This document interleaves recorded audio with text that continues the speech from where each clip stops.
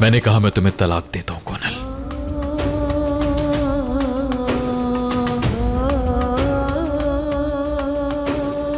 मैंने कहा था ना तुमसे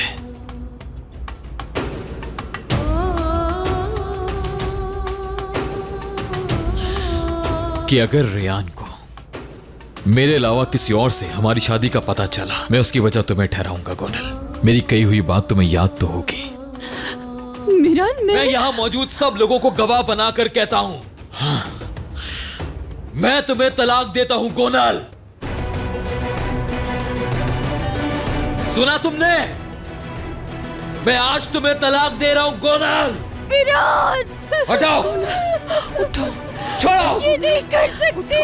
हट जाओ, हटाओ, मिरान, तुम छोड़ो मेरे मुझे साथ कोनल। ऐसा नहीं कर सकते। छोड़ो, नहीं कर सकते तुम। दूर हो जाओ मुझसे कोनल।